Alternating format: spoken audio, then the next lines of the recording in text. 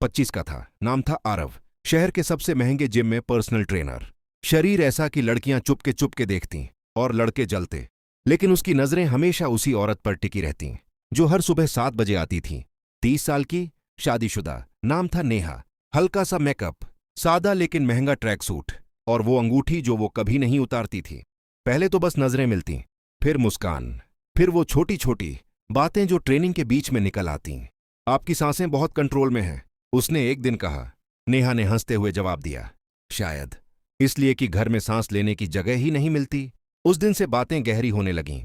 वो उसे बताती कि उसका पति हमेशा ऑफिस में रहता है, बच्चे नहीं हैं, और वो रातों में अकेली सोती है।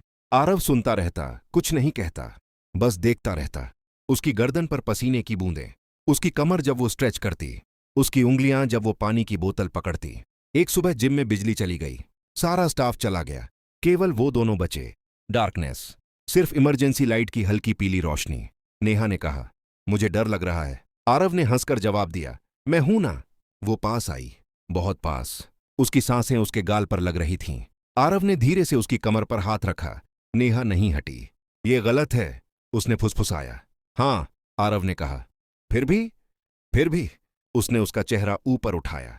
पहली बार उसके होंठ उसके होंठों पर, धीरे, फिर जोर से, जैसे सालों की भूख एक साथ बाहर निकल रही हो। नेहा ने उसकी शर्ट पकड़ी, उसकी उंगलियां कांप रही थीं।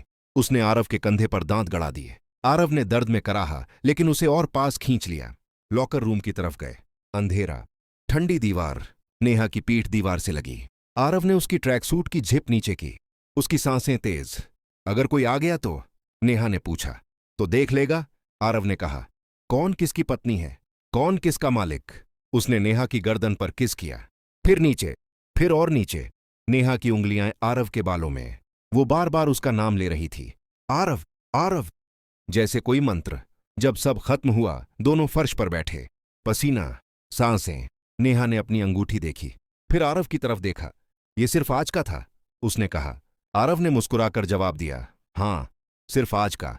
लेकिन दोनों जानते थे, कल सुबह 7 बजे वो फिर आएगी, और वो फिर उसका इंतजार करेगा। क्योंकि कुछ चीजें एक बार शुरू होने के बाद रुकती नहीं, वो सिर्फ छुप जाती है। जैसे नेहा की अंगूठी उसकी उंगली पर चमकती रहती है, चुपके चुपके।